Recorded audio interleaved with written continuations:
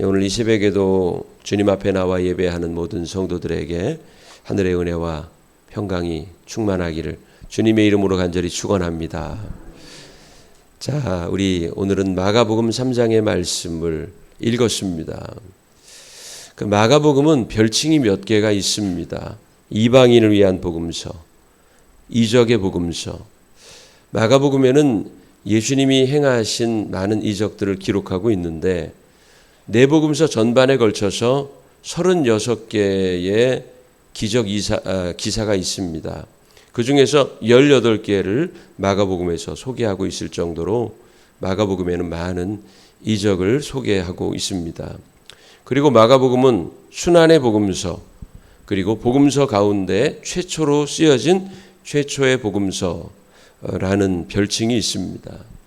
근데 이 외에도 또 다른 별칭이 있는데 붉은 복음서라는 별칭이 있습니다. 마가복음에는 예수님의 탄생 이야기는 없습니다. 다만 예수님의 고난을 집중적으로 조명하고 있습니다. 자, 이를 통해서 고난의 현장에 있는 성도들을 위로하려고 한 것입니다. 사람들은 누구나 고난의 현장을 살아갑니다. 어려움이 없는 인생은 없지요. 그러나 예수님이 너희를 위하여 고난을 당하시고 십자가를 지심과 같이 너희들도 고난 당하는 것을 어려워하지 말아라. 힘들게 여기지 말아라. 하늘에서 너희의 상이 클 것이다. 예수님의 고난이 곧 나의 고난임을 고백하게 하려는 의도가 마가복음에 있습니다. 자, 오늘도 몇 단원으로 나누어 살펴볼 수가 있습니다. 1절에서 6절까지 말씀을 보면 손 마른 사람을 고치신 일로 거기 있는 사람들과 약간의 논쟁이 있음을 우리가 보게 됩니다. 안식일에 회당에서 사람들을 가르치실 때에 한쪽 손 마른 사람을 고치셨습니다. 자, 그 현장에는 예수를 고발하려는 사람들이 많이 있었다고 나와 있습니다. 2절 말씀 보니까 사람들이 예수를 고발하려 하여 안식일에 그 사람을 고치시는가 주시하고 있거늘 이라고 소개하고 있습니다. 거기에 대해서 예수님은 안식일에 선을 행하는 것과 악을 행하는 것, 생명을 구하는 것과 죽이는 것, 그 중에서 어느 것이 옳으냐라고 그들에게 질문을 하십니다. 그것은 예수님 자신을 정죄하고 고발하려고 하는 완악함을 책망하시는 동시에 그들의 종교적 교만과 편견을 지적하신 것입니다. 자, 예수님의 책망을 받고 그들이 회개하고 깨닫기보다는 오히려 적의가 더 불탑니다. 어떻게 하면 예수를 잡아 죽일까 연구하는 패역함을 보이고 있습니다. 그리고 7절부터 12절까지는 자신을 나타내지 말라고 당부하시는 이야기가 나옵니다.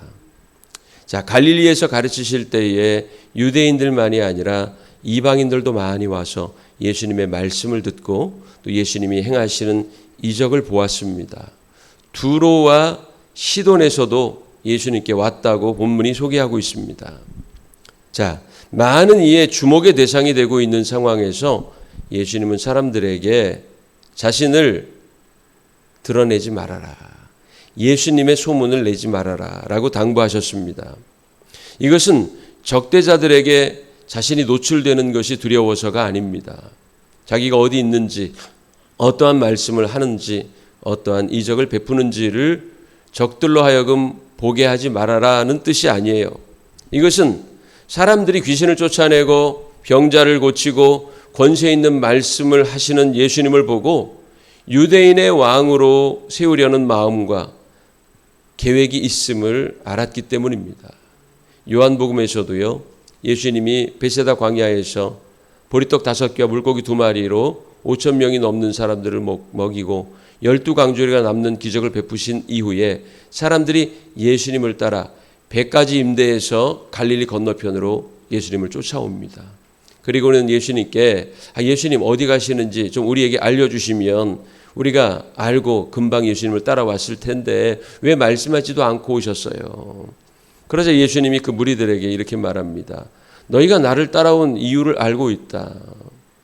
너희들은 떡을 먹고 배부르기 때문에 나를 쫓아왔다 라고 예수님 말씀하십니다.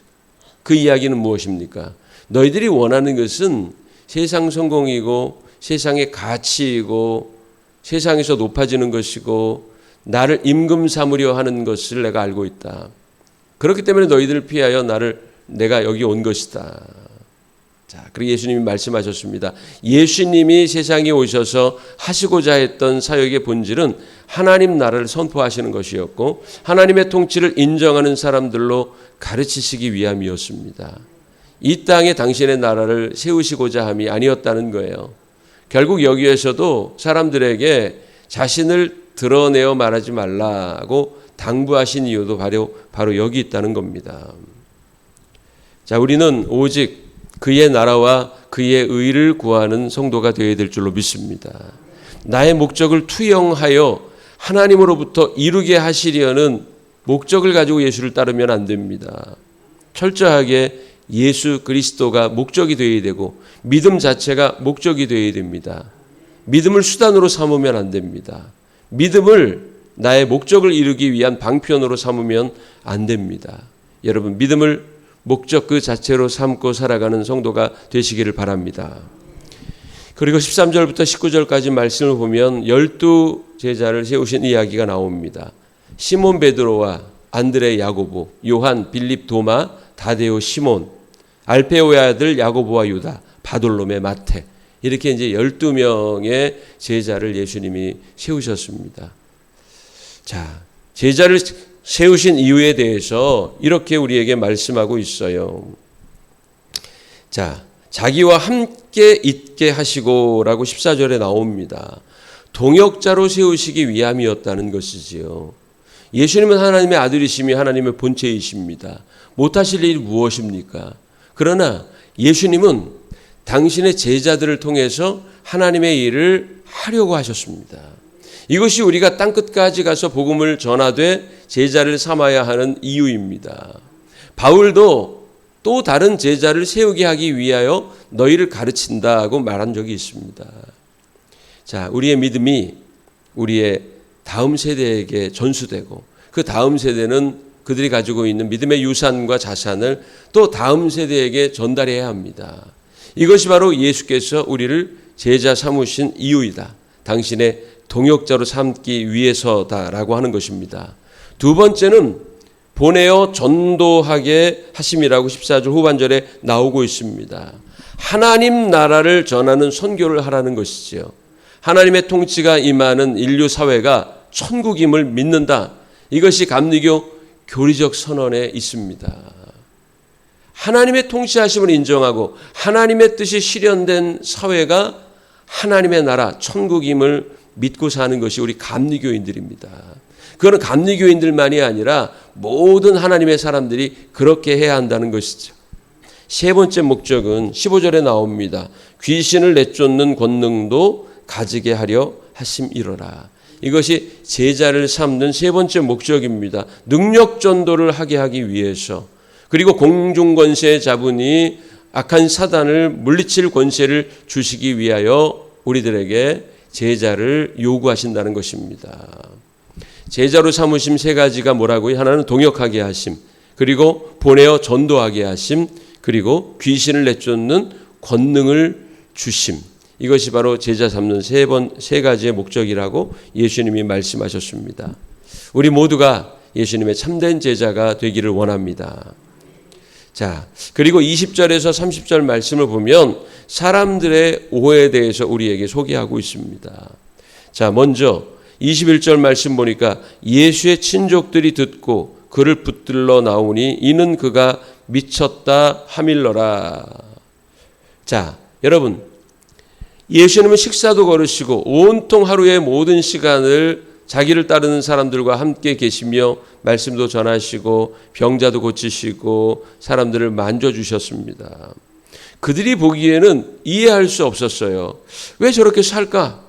예수님의 가족과 친족들조차도 예수님의 사역에 대해서 온전히 이해하는 사람이 없었다는 뜻입니다. 자, 그리고 두 번째 오해는 서기관을 비롯한 유대교 종교 지도자들의 오해입니다. 그들은 예수님이 귀신을 쫓아내고 병자들을 고치는 이적을 보며 귀신의 왕 바알세불이 짚혔다고 평가합니다. 귀신의 왕의 힘을 힘입어서 귀신을 쫓아낸다고 비난하고 있다는 거예요. 그 이야기는 예수님의 친족들이나 이 서기관을 비롯한 유대교 지도자들이나 다르지 않다는 거예요. 정도의 차이는 있겠죠. 서기관들은 귀신의 왕 바알세불의 힘으로 귀신을 쫓아낸다고 했고, 예수님의 친족들은 그가 미쳤다고 오해했어요. 예수님의 가족들조차도 예수님의 사역에 대해서 온전히 이해하지 못하는 겁니다. 그렇기에 31절 이하에 보면 예수님의 어머니와 동생들이 예수님을 찾아왔어요. 왜 찾아왔을까요? 바로 이러한 소문을 들었겠죠. 예수님 미쳐가고 있다. 자기 아들이 미쳐가고 있다. 자기의 오빠, 자기의 형이 미쳐가고 있다. 그리고 사람들로부터 귀신이 들렸다는 평가를 지금 받고 있는 거예요. 그렇기 때문에 그 실상을 좀 확인하고 싶고 어떻게 되어가는 일인지 좀 확인하고 싶어서 온 것이 아닌가, 그렇게 생각됩니다. 여러분, 이 서기관들과 유대교 종교 지도자들의 오해에 대해서 예수님은 귀신이 귀신을 내쫓는다는 것은 집안 사람들끼리 서로 싸운다는 건데, 이것은 이치에 맞지 않고 논리에 맞지 않다. 비난을 위한 비난, 비판을 위한 비판일 뿐이라고 예수님 말씀하시면서 성령을 모독하는 것은 용서함을 받지 못한다고 예수님께서 그들을 책망하십니다. 귀신의 능력을 힘입은 것이 아닌 하나님의 선한 능력을 힘입어서 귀신을 제어하고 귀신을 내쫓는 것에 대해서 너희들은 평가절하하고 있고 귀신의 왕 바알세불이 나에게 짚혀서 이런 일을 행한다고 말하는데, 예수님의 능력과 역사를 귀신의 사술로 평가절하하려는 그들은 절대 용서받지 못할 것이라고 하신 겁니다. 그것을 성령을 모독하는 죄로 규정하고 있습니다. 자, 성령의 사역이 무엇입니까? 예수 그리스도께서 이 땅에 내려오셔서 하신 사역의 본질이 무엇입니까? 마귀의 일을 멸하려 하심이라고 했어요. 예수님이 이 땅에 내려오신 까닭, 하나님의 아들이 이 땅에 내려오신 까닭에 대해서 마귀의 일을 멸하려 하심이라고 분명히 말씀했습니다. 그렇다면 귀신을 제어하고 귀신을 내쫓는 건 예수님 사역의 본질이라는 거예요. 그런데 그 본질을 훼손하고 있다는 거지요. 그러면 예수님의 본질의 사역을 그들이 막겠다는 것이고 평가절하하겠다는 것이니 그것은 결국 죄 안에 남아있겠다는 것과 다름이 없는 말이지요. 마귀의 권세 아래 눌려 있는 것이 인간의 자연스러운 상태이기에 우린 그대로 있겠다라는 것과 다름이 없다는 거지요. 그렇기에 그것은 절대로 용서받을 수 있는 죄가 아니다. 이것은 영원히 멸망할 죄라고 예수님이 말씀하고 있는 것입니다. 우리가요, 우리 눈에 어떠한 색상의 선글라스를 쓰느냐에 따라서 세상이 달리 보입니다. 조금 노란색의 렌즈를 끼면 노란색으로 보일 거고, 약간 붉은 빛이 도는 렌즈를 끼면 세상이 붉은색으로 보일 겁니다. 우리가 어떤 신앙의 안경을 쓰느냐에 따라서 달라진다는 거예요. 제가 지난주 오후 예배에 신앙은 주관적인 해석에 따라서 고백이 달라진다고 말씀을 드렸습니다. 그것은 객관적으로 우리에게 주어진 예수 그리스도의 복음이 각자의 상황과 해석에 따라 달라진다는 이야기가 아니에요. 고백적인 차원이라고 하는 것이지요. 여러분들은 예수 그리스도를 어떻게 고백하고 계십니까? 제가 군목으로 있을 때요, 훈련소에 자주 가서 아이들에게, 병사들에게 초코파이를 나눠줬거든요. 초코파이를 주면 굉장히 좋아합니다. 제가요, 이렇게 그 신병훈련소에서 그 신병훈련소 교회에 나와서 예배드리고 난 다음에 병사들에게 물었어요. 자, 너희들은 하나님이 어떤 하나님이라고 생각하냐? 그랬더니요, 한 병사가 손을 들더니 초코파이 주시는 하나님이요. 자기가 처한 인생의 상황과 환경, 그리고 받은 은혜에 따라서 하나님을 고백하기 마련이거든요. 여러분, 이게 고백적인 차원이 굉장히 중요하다는 거예요. 예수님의 어머니, 동생들조차도 예수님의 사역의 본질을 이해하지 못했습니다. 인간의 생각과 가치의 수준에서 하나님의 역사를 보며 평가하면 안 된다는 것이지요. 이어지는 말씀이 예수님의 말씀이 그것을 우리에게 알려주고 있습니다. 31절부터 35절까지 마지막 절까지 보면 참 가족이 누구인가 그것을 우리에게 가르쳐주고 있어. 사람들이 예수님에 대해 미쳤다고 말하고 귀신이 들렸다고 말한다는 소문을 듣고 예수님의 어머니와 동생들이 찾아온 것으로 보입니다. 예수님은 자기를 찾는 가족들에 대해 이렇게 말씀하셨어요. 누가 내 어머니이며 내 동생들이냐. 이 말은 어머니와 동생들을 무시하는 말이 아닙니다. 예수님이 하시는 일의 본질을 이해하지 못하고 왜곡된 평가를 내리는 것은 잘못이라는 것이지요. 그것이 비록 가족들이라도 말이죠. 예수님은 원수가 집안에 있다고 말씀하신 적이 있거든요.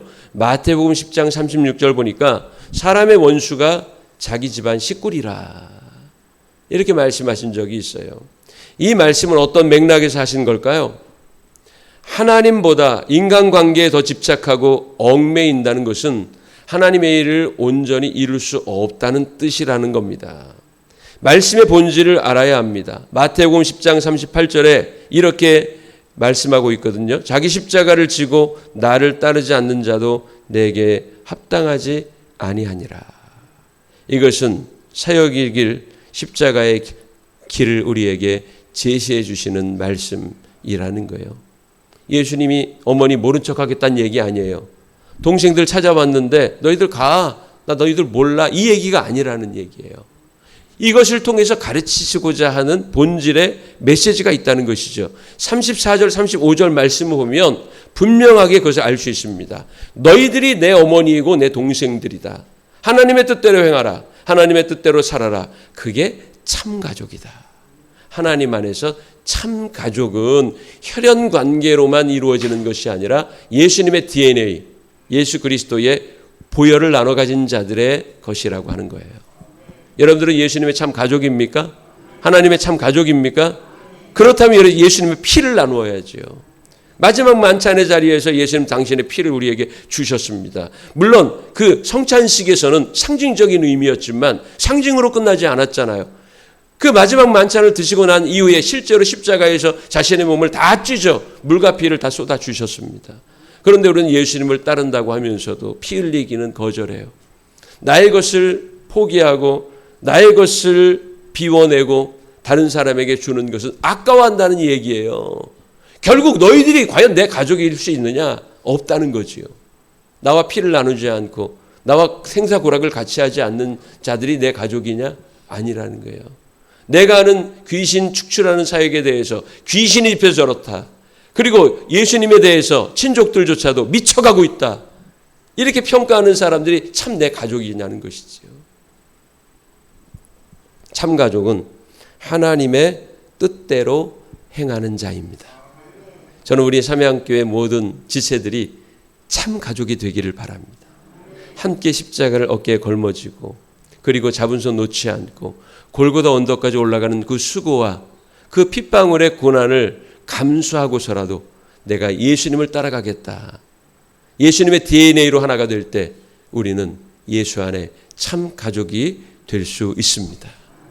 자, 우리 옆에 계신 분들 화장기 없어서 좀 부끄럽기도 하지만은 한 보면서 인사하겠습니다. 오늘도 우리 예수님의 참 가족으로 살아갑시다.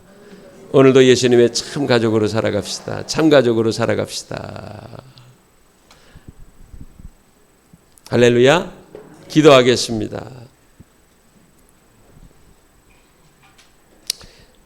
누구든지 하나님의 뜻대로 행하는 자가 내 형제요 자매요 어머니라 말씀하셨습니다. 예수님은 지금 치열한 사단과의 전투의 장에서 귀신을 쫓아내고 병자들을 고치고 어리석은 자들을 깨우치는 사역을 하고 계신데 예수님의 친족들조차도 예수님이 미쳐가고 있다고 평가했고 유대교 지도자들은 예수가 바알세불 즉 귀신의 왕의 힘을 빌어 귀신을 쫓아내고 있다고 비난하고 있었습니다.